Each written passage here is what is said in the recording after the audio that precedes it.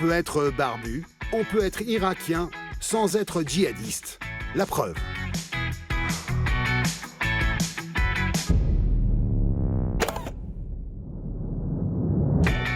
Voici le dernier clip de Mr. Kirkuk. Une bande de jeunes qui fait le buzz sur la toile. Mi-hipster, mi-dandy et 100% irakien.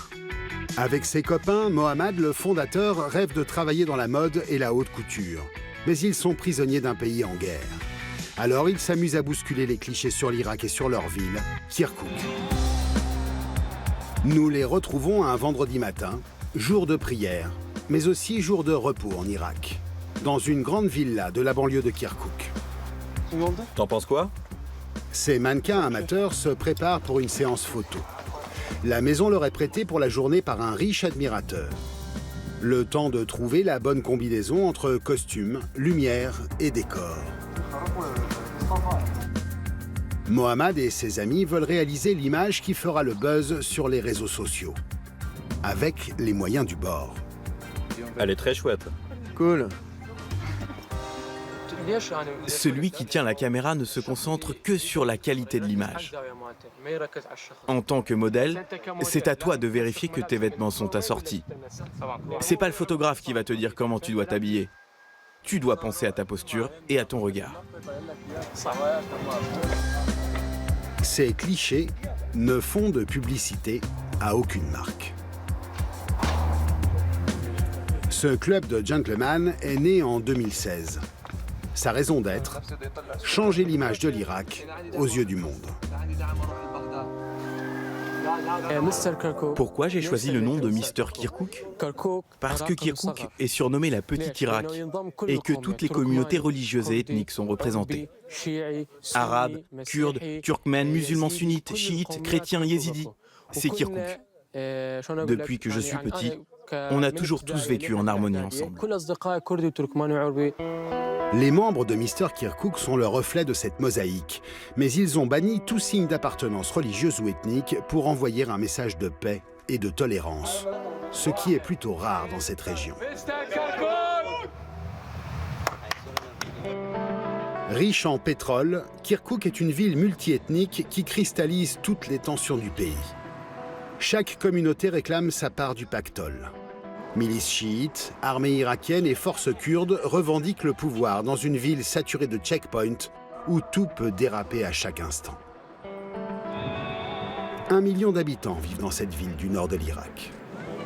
Dans cette cité millénaire plutôt conservatrice, les hommes portent l'habit traditionnel et les femmes sortent généralement voilées. On est loin des looks chers à Mr. Kirkuk. À 23 ans, Mohammad habite toujours chez ses parents. Contrairement à ce que ses costumes laissent croire, sa famille appartient à la petite classe moyenne irakienne. Comment ça va? La mère est femme au foyer. Le père, vendeur de voitures d'occasion. La plupart des membres de Mr. Kirkuk sont au chômage, comme le frère de Mohammad. Tu fais quoi? Du café italien. En Irak, 40% des moins de 25 ans ne trouvent pas de travail. Alors, pour tuer le temps, les dandys de Mr. Kirkuk mettent en scène leur quotidien sur les réseaux sociaux. Mohammad a un diplôme d'ingénieur, mais il rêve de travailler dans la mode. Une passion contagieuse qui a gagné ses amis et sa famille, avec qui il partage toutes ses photos. Maman, rapproche-toi. Ces images ont été prises pendant un week-end dans les montagnes au nord de Kirkuk. Des clichés qui font le buzz dès leur diffusion et qui suscitent quelques critiques. Il y a plein de gens arriérés qui ont dit « Mais qu'est-ce qu'ils font? C'est quoi ces cheveux? Ces habits? Ces lunettes? Ces mini-sockets ?» Ces conservateurs ne veulent pas que le monde change. Mais en réalité, les gens évoluent de jour en jour. Ils s'ouvrent à la mode et à la culture, on se développe. Dès qu'il y a un changement, il y a des gens pour et des gens contre. Moi, je suis fière de lui, de ses photos, et qu'il trouve son style. C'est un artiste et il mérite d'être soutenu. Je suis très fière de mon fils. Merci, maman. Mohammad met ses parents à contribution. Les chemises de sa mère finissent en foulard. Les chapelets de prière du père se transforment en bracelets. Les montres, elles, sont des copies made in China. Celle-ci avec un bracelet en cuir, je la porte avec des costumes d'hiver. Et celle-là s'accorde plutôt avec les costumes d'été. Les membres du groupe ont peu de moyens. Alors ils ont recours au système D. Ils conservent précieusement leurs costumes dégotés dans les souks de Bagdad ou d'Erbil.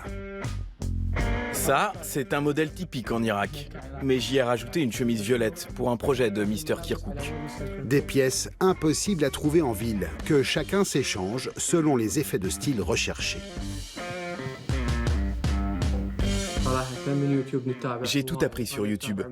Je regarde beaucoup de publicités et je suis les sites de beaucoup de mannequins sur Internet pour savoir quel modèle est de 2017, quelle est la tendance de 2018. Et pour le prochain shooting, changement d'univers. Voilà, c'est style cow-boy. Mais avant, incontournable, l'escale chez le barbier. Au fond d'une petite galerie marchande, Salut, comment ça va? voici le salon où ces apprentis mannequins ont leurs habitudes. Qu'est-ce que je te fais? Tu me raccourcis juste un peu la barbe et les cheveux. Toutes les semaines, ils viennent ici se faire tailler la barbe. Un attribut très politisé en Irak. De la barbe du djihadiste à celle du hipster américain assimilé au milieu juif et sioniste, il n'y a qu'un pas, très vite franchi. Oui, il y a ceux qui disent qu'on doit faire le djihad. Mais qu'est-ce qu'on en a à foutre du djihad? Et on a l'inverse. Il y a ceux qui disent qu'on est juif ou qu'on ressemble à des juifs. Les gens disent n'importe quoi. Nous, on pense que c'est surtout de la jalousie. Toi, t'es un bon client. Les Mr. Kirkuk n'ont jamais reçu de menace de mort directe, mais ils savent qu'ils ont des ennemis. Alors, ils font attention à chacun de leurs déplacements. Pour leur shooting, ils choisissent toujours des endroits isolés où ils savent qu'ils ne seront pas dérangés. Ce 4x4 de collection leur a été prêté par un ami. Leur décor aujourd'hui, une ancienne base de l'armée de Saddam Hussein, occupée un temps par l'armée américaine et désormais abandonnée. Non, attends, ça va me décoiffer. Allez, c'est juste pour la photo. Des années de conflits où, enfants, ils passaient leur temps enfermés chez eux à regarder des westerns et des séries américaines. Une époque qui a forgé leur univers visuel. Regarde un peu de côté.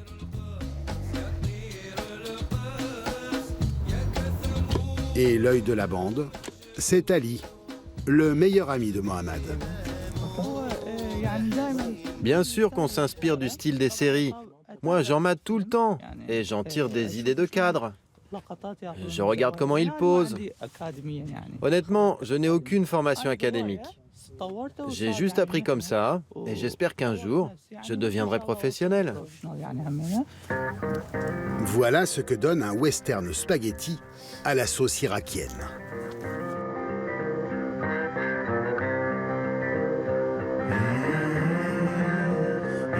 Ces vidéos sont suivies par près de 10 000 personnes, des Irakiens, garçons et filles.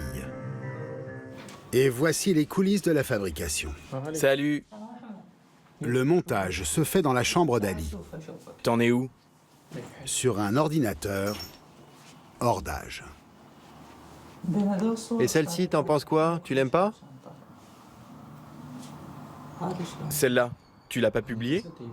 Non, pas encore. Mais regarde, celle-là est mieux. Elle est mieux, non? Oui, comme ça on montre ce qu'on a fait hier. Les appareils ne leur appartiennent pas. C'est un studio qui les leur prête. En échange, Ali doit faire des photos de mariage gratuitement. Malgré leur manque de moyens, les Mr. Kirkuk sont devenus sur Internet le symbole d'une jeunesse irakienne branchée, réduite au silence par le bruit des armes. Les vidéos et les médias sont notre seul moyen pour diffuser la paix, pour qu'on soit vu partout dans le monde. C'est ce message de paix qu'on veut faire passer avec Mr. Kirkuk. Et dans tout l'Irak, d'autres groupes sont apparus, comme Mr. Bagdad ou Mr. Erbil, avec le même concept. Ces clubs de hipsters gentlemen défendent l'environnement, le patrimoine culturel et les droits des femmes. Ils lancent aussi des marques de cravates et de costumes pour promouvoir l'artisanat local. Aujourd'hui, les Mister Kirkuk, eux, réalisent un court-métrage. Dedans, ils dressent le portrait d'une génération perdue, née avec la guerre, leur génération. 3, 2, 1, action!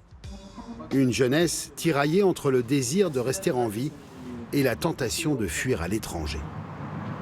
Je n'ai jamais laissé tomber mon rêve. Je n'ai jamais désespéré. Toi non plus, tu ne dois pas laisser tomber. Et tu atteindras ton but. Le personnage principal, incarné par Mohammad, hésite à partir en Turquie pour percer dans le cinéma ou rester à Kirkuk. Des ambitions et des doutes que tous ces acteurs en herbe partagent. Parfait. C'est notre réalité et c'est ce qu'on va raconter dans le film. Notre quotidien et les difficultés de la jeunesse de Kirkuk et du reste du pays. On veut tous aller à l'étranger pour pouvoir s'épanouir, tout en préparant déjà le retour. Nous, c'est ce qu'on a envie de faire avec Ali. Partir pour mieux revenir. Si tout se déroule comme dans leur scénario, leur film terminé, ils comptent sillonner les festivals de cinéma d'Europe, avant de rentrer au pays pour créer leur société de production.